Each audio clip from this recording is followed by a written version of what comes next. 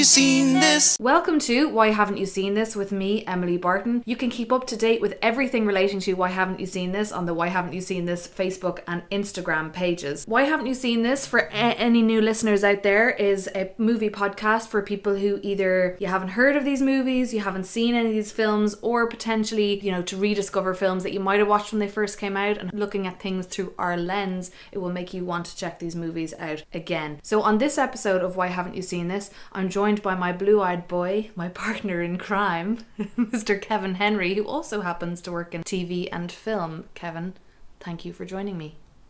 No problem. I love having you on because every time I introduce you, I have a feeling you get really shy, but it always reminds me of Chris Tucker's character in The Fifth Element when he's trying to having a conversation with Bruce Willis, and he's like yabba yabba yabba yabba yabba yabba, telling me how you're feeling, and he puts the microphone up Bruce Willis's Corbin Dallas's, and he's like, yeah, I'm fine. For sure. Point made. Okay, so on this episode, I'm really excited actually about this episode because the whole point of this podcast, I hope for the most part, is for people to discover new movies that they may have not seen or heard of and they hadn't seen. And the film that we're talking about is The Informant, ! Directed by Steven Soderbergh,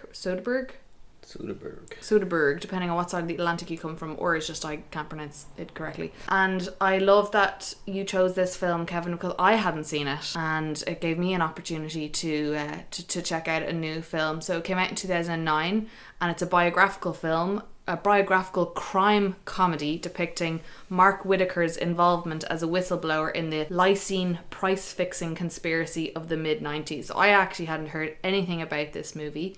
And excitingly, the film also happens to star the awesome Matt Damon.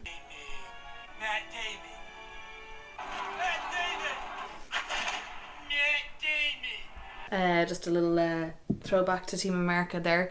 So Kevin, tell me about The Informant and why you chose this. I think The Informant is potentially one of Matt Damon's best performances. I think it's such a unique little gem of a film from him. That's quite a statement.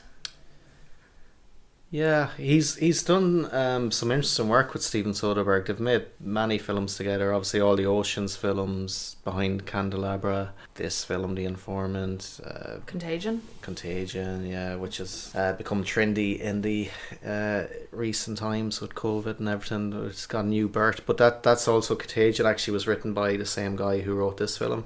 So they've good working relationship. Yeah, because that's another performance where he really went out there was Behind the Candelabra, which is also an amazing one to check out if you haven't. Him and Michael Douglas really go for it as Liberace and his lover. So fair play to them. But The Informant is a cracking little film, which I think was a little misunderstood at the time because of the comic tone they took, which I felt was the right direction to go, because as you describe it, the lysine price fixing scandal of the 1990s doesn't sound the most exciting, and I think Steven Soderbergh was conscious of that, and conscious that if he just played it as a straight dramatisation of this, that these films are, while important and highlighting good issues, they come and go and their life isn't the best. It's like a good example was this year Dark Waters with Mark Ruffalo, which was actually a nice, well made film, some good performances and a very important story, but it just is one of those, it just came and went. And I think that's probably why I think I hadn't seen it, because I think you were pretty surprised that I hadn't seen that film. But when I read what it was about, I didn't realise, I think at the time, that it kind of had this comedic undertone, and actually there's a huge comedy cast in it that carries that through. So at the time though, I think I probably just read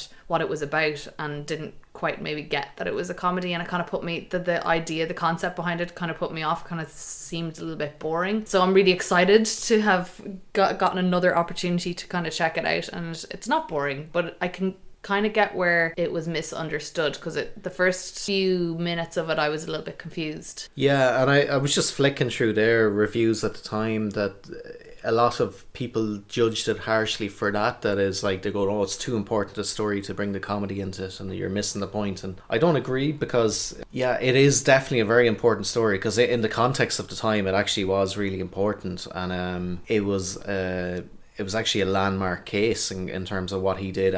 He plays the character Matt Damon plays, Mark Whitaker, plays a guy who's, at the time, he was the highest ranking official in corporate America to turn whistleblower.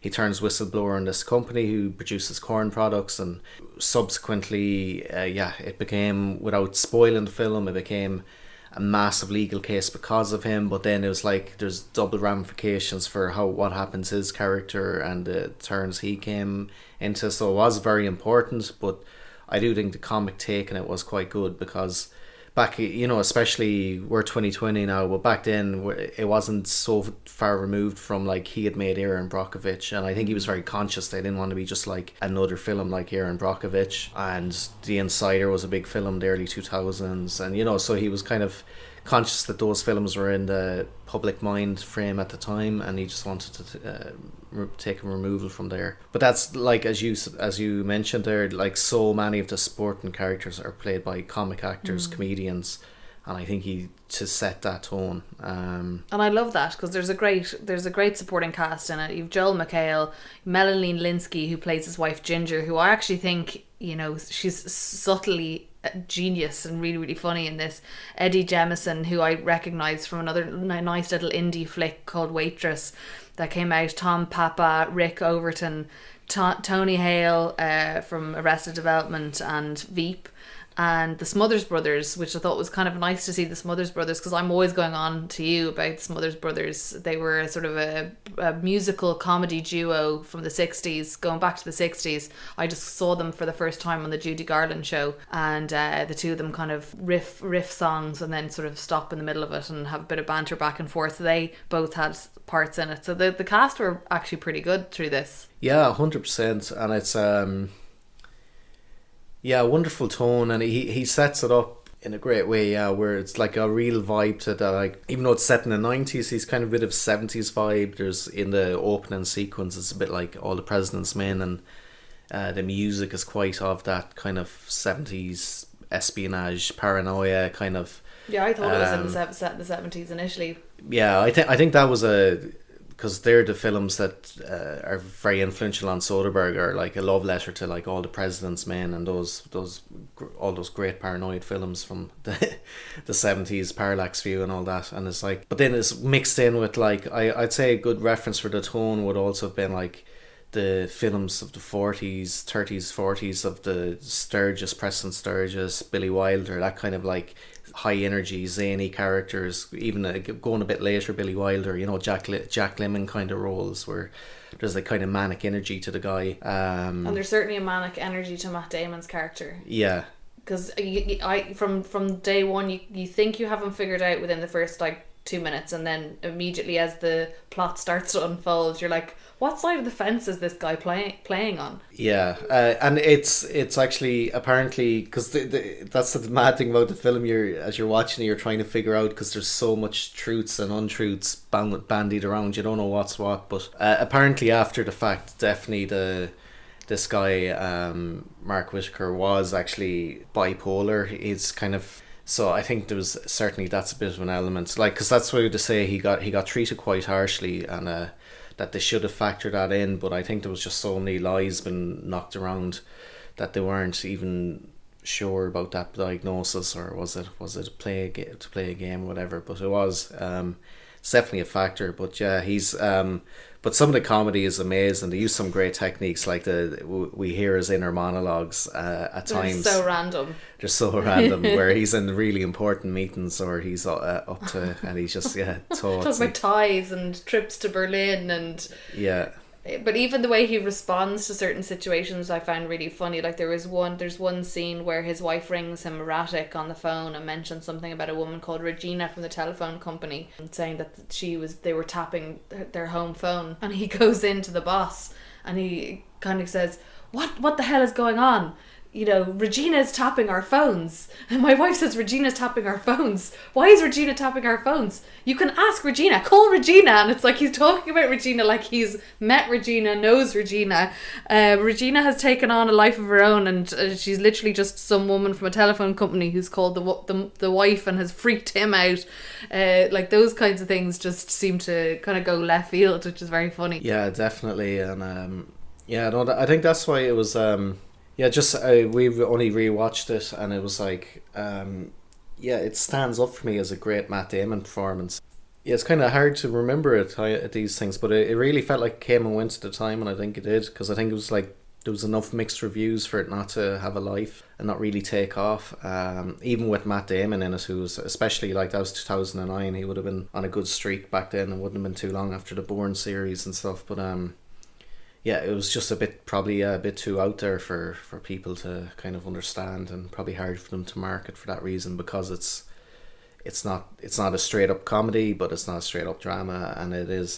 But that's something that typifies Soderbergh's career. He's just made such random decisions, and that's why I find him very interesting. Like, he's made a lot. Not everything's worked, but he's always trying to push the envelope and do something new and exciting. Yeah, I mean, what I like about it is I do like the stylized. I like that it is a stylized film, like we were saying about the 70s vibe, and then that sort of very subtle sort of comedic undertone all the way through it. I mean, at times it's almost too subtle, but I think once I figured out within the first sort of 20 minutes what angle he was taking with it, I was sort of like, okay, I get it now, I'm rolling with the punches. And then you get all of these comedy actors coming into it at different points in the story to kind of bring that along. And there's a brilliant scene you were mentioning about how there's so many lies going back and forth and going around between the company he works for, the FBI, and you don't know which way is up.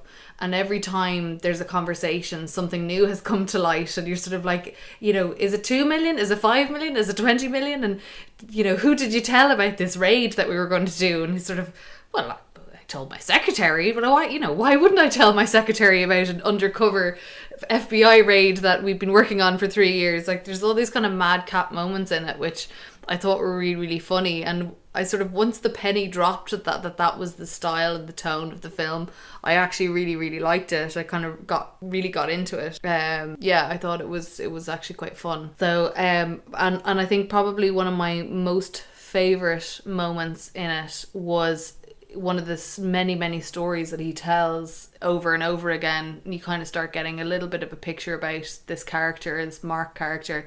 He tells about how his parents were killed in a car crash when he was 6, and how he was really fortunate. I said it to you, he was telling the FBI about it, that his parents were killed in a car crash when he was 6, and he was adopted by this millionaire, and he was given a really good education, and he was really, really lucky. And then later on in the film, he's telling the story, but he's telling it verbatim, and it's sort of a big sort of red flag went up for me, and I was like, that's pretty much scripted what he's told them about that story. And then later on in the film, we see these two elderly people getting a phone call, and the lady hangs up the phone and she turns to her husband and says, so apparently Mark's been telling people that we were killed in a car crash when he was 6, and that he was adopted by some millionaire. And there's just this moment where just like the camera looks to the father, who looks a similar older version of Mark's character, and he kind of puts his glasses up his nose and goes, it's kind of strange. And it's like, it's such a like under reaction, yeah, that you're almost like, are these two a little bit strange as well? Is that where he's gotten his strangeness from? I don't know, but it was just this like, his parents were in the movie for about 2 minutes, not even a minute, and it just left a lasting impression on me, because of all these tales that he's weaving throughout the film, one of the ones that I noticed was this story that he kept retelling to different people, and then he had this like punchline at the end of the movie with the parents. I just thought it was really, really like, it's one of those, I don't feel like it's a spoiler because it's just a really class moment, but it's one of those things that anyone who hasn't seen it, I think you'll look forward to that moment, because it was for me, it was one of the best moments in the film. Yeah, and it's on a side note then as well, yeah, I saw Matt Damon was talking about there's a scene in the film where he expresses remorse and is quite sincere about it, and Matt Damon was on about filming that like he's like, oh yeah, this scene where he acknowledges, so he's like, played it straight, remorseful, very sorry, the cut, and he's like, Steven Soderbergh go, no, you're in the wrong film. And he's like, what? He's like, you need to deliver that like you're accepting an award. And Matt Damon's like, oh, right.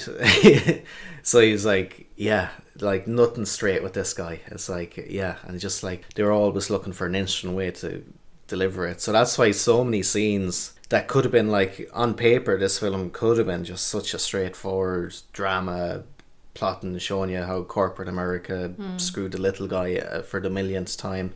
They squeeze every inch out of the most basic scene, where it's just like two people walk into a room and there's the purposes of just a bit of exposition to move the story along, but they always like add a twist that it's just like, it's so watchable, and the performances are just so out there that it's just constantly engaging. It's a wonderful web of lies, and just the way they weave it between, like, that's what Matt Damon, his point of telling that story was Soderbergh just had it in his head what it needed to be to guide everyone through it, and it was like such clear direction that they got, and it was good because it kept escalating. Yeah. Like, initially it seems like he's just this whistleblower in the story, and then that part of the story seems to come to an end and there's a raid, but then all of these other things start to unfold. And when you think then you're at lawyers and you're at that part of the story where it's like, okay, there's just going to be a court case, it's going to be all over, all these other things to come out and these other lies. And there's even a really great scene where he has Tony Hale as his lawyer at one point, and then he changes his lawyer for this other like personal injuries guy in a Hawaiian shirt. Yeah. And you're so there's this lovely feeling of, to your point, it's a film that could be sort of this very straight-laced, almost, what's the word? You could almost predict everything that's going to happen. Paint by numbers, yeah. Total paint by numbers sort of a film. And with it, what actually unfolds is you have no idea what's happening next or how it's going to unfold. And then also what character or what comedian is going to come into the next scene. Which for me, that's what made me really enjoy it. There's like so many levels it works on us. I like to say the thing that when I think of it is like, I just think an amazing Matt Damon performance, but there's beyond that, is like, because of how well Soderbergh managed it and as a film, besides just his central performance, it really just flows along. It's got great energy, great zip. I think it's telling, that he referenced so much history of film, that like he tapped into all these different things that like are ageless, and I think that's why this film is like, now it's like 10 years old. It's like, I know I'd happily watch this in another 10 years. It's like, I think it is a film that deserves to have a life. And I kind of feel like on the back of watching it, it's one of the growers for me. Like, I feel like if I watch it again, I'll have that, it's like Lost in Translation. The more I watch it, the more I'll like it, kind of what you're saying there.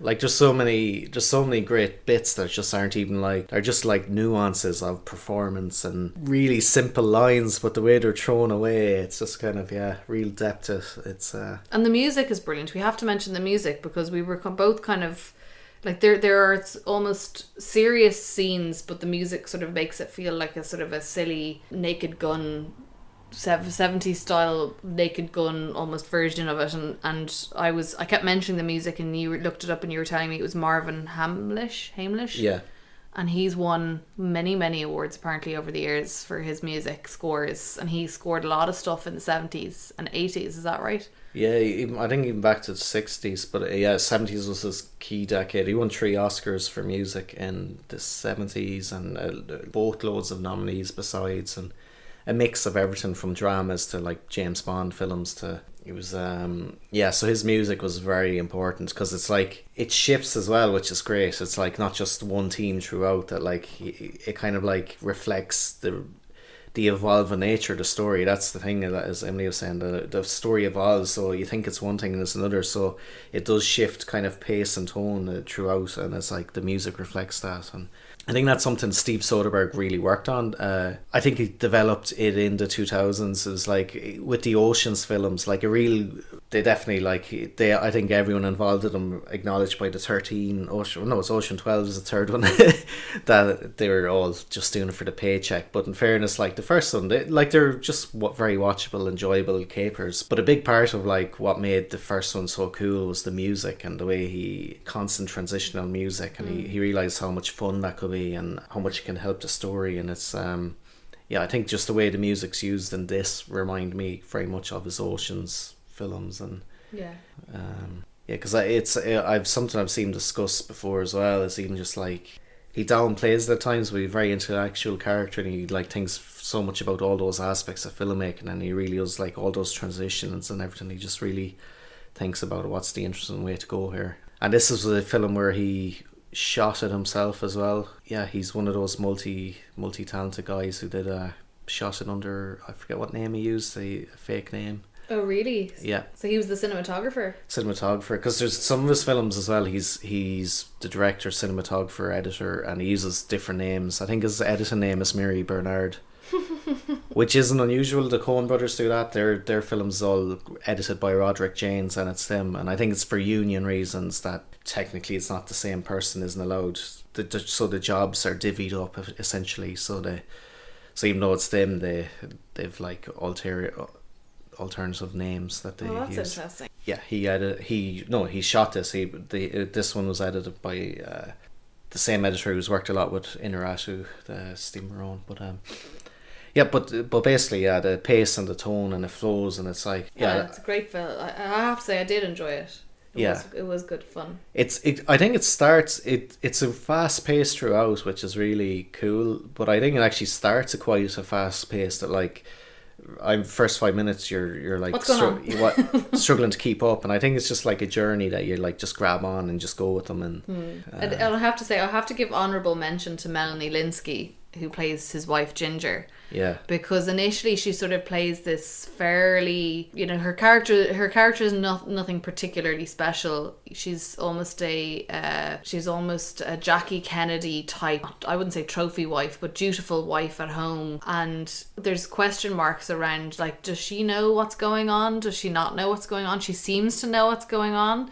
But the way she plays it, particularly when both of them are being interviewed by lawyers or are in front of the FBI and things like that, I just thought she became more and more funny to me, I thought, because she seemed to be swallowing everything that he was saying hook, line and sinker, and seemed to be completely kind of taken in by what he was saying. But there was this really great, they seemed to be totally oblivious as well. There's this great line in the film where the FBI are talking to him, and he's really worried about whether or not, once he's taken the company down, he's hoping that he'll be able to maybe be the president of it. And the FBI are kind of saying, well, you are taking them down, so that may or may not happen. And he's sort of saying, but I have a family to provide for. I'm building stables. Something. So you're not worried. You're not really feeding your children isn't really a concern. It's more so keeping up your standard of living that they're at, which is living in a mansion on a massive estate, and they're building stables but at the same time it kind of ties into that mania and that sort of bipolar side of things, where the wife even talks about how he's got 8 cars and 3 of them has never even been driven. So there's small slight undertones of sort of that side of things that are like, I find that a little bit sad at the same time, that all of that's going on and it's maybe undiagnosed or they're unaware of it. But I have to say, I really enjoyed it, and I think I certainly am going to watch it again, and probably again after that, because I feel like it is going to be one of those movies that every time I watch it I'm going to enjoy it even more and get even more out of it. And like, there's just such a big cast in it. There's such a great supporting cast. And with the Smothers Brothers, I have to just, another honourable mention, I know I mentioned them at the start of the podcast, but they're so funny, they're so brilliant. Yeah. They're like that golden era of entertainers. Yeah. That I think so few people know about them, and I would highly recommend people just YouTube the Smothers Brothers. Yeah, some great videos. I think another, because there's an awful lot of familiar faces in supporting roles, but I thought Scott Bakula was amazing as an FBI agent. But he wouldn't be he'd be probably one of the least known of the... What was the TV show he was in back in the day? He was in Quantum Leap. Quantum Leap, and I would imagine that's why Soderbergh cast him kind of as a probably like a super fan of that show, because relative to most of the other supporting actors, he'd be the least familiar. But he creates this great character in the FBI agent, and their relationship is lovely. Him and Mark Whitaker, Matt Damon's character, it's a lovely relationship because it's like it becomes kind of personal, and it flips and it flops, and it's until he starts accusing him of hitting him with a briefcase. Yeah, it becomes ridiculous. Like, yeah, and it's like Matt Damon meets him for the first time, and he's like, we hear his interior monologue, how he hopes they could be great friends and they could go fishing together. He's some character, but I think that's where the comic element as well works out, is because I think there are so many contradictions within the character. That's why it must have been a lot for them to wrestle with when they're writing it and how to portray the character. There's so many contradictions within him that if they're playing him straight, it'd probably just be so frustrating to watch, dealing with all the contradictions. And because he's very clearly, there's all these things that he misses and oversights, thinking he can still be in the company even though he shafts them and all that. But he's very clearly an extremely intelligent man who's got a PhD, and he's risen up to this rank, and it's... So I think that's where that comedy helps as well, that if they played it straight, you'd probably give up in the film halfway through, because just the amount of contradictions and stuff that doesn't make sense within it. But well, I think the way that Mark Whitaker played it, I think you could only make a comedy out of it, but in terms of how he spun his web of, I suppose, lies on one side and truths on the other side, and sort of trying to unpick what are lies and what are truths, and the way in which he went about it, and all the things that unfolded following all of that. When I think about it, absolutely wouldn't work as a straight-laced film. But when you just, even on paper, if you look at how all of that unfolded, it is so comedic in its own right. Yeah, I have to say it was very enjoyable film, I have to say. So if you haven't seen it, I would recommend checking it out. The Informant ! Exclamation point is an interesting way of writing the film. Writing the title, should I say. And if people have seen it, hopefully Kevin and I's excitement over it maybe make you want to check it out again. Any parting words or thoughts on the film, Kevin? Yeah, good one in the canon of Matt Damon and Steven Soderbergh. Yeah, I think there are like two collaborations that I absolutely love, is that and Behind the Candelabra. And I think, very honourable mention to that, because I think that kind of also came and went. I think technically it was a TV movie in America, so it didn't get the cinema treatment. I think it was HBO or something that made it for. I think it did get a couple of accolades though. Yeah. Yeah. I think it was eligible for like Golden Globes or something. Yeah, but it was like that. Like the two lads, like, geez, Michael Douglas and Matt Damon they're brilliant in that film. But that's like that's what I really respect about them guys. And it's just that like they're willing to go for these mad roles, just like do what's interesting. And in fairness to Matt Damon, he has that throughout his career where he'll do these interesting little films and just see what happens and see what can work. And Soderbergh was as well. He was kind of like, if you look at his catalogue, for every Ocean's film he did, he tucked two films in the middle, kind of, or a film anyways in between them that he made for no money, and it was a pure art project. And he was able to keep going as an artist even while doing these movies for the big bucks. I love it. Well, there you have it. The Informant ! Check it out. It's definitely worth it. And at the end of the day, at the very least, if we haven't convinced you, this should. Matt Damon.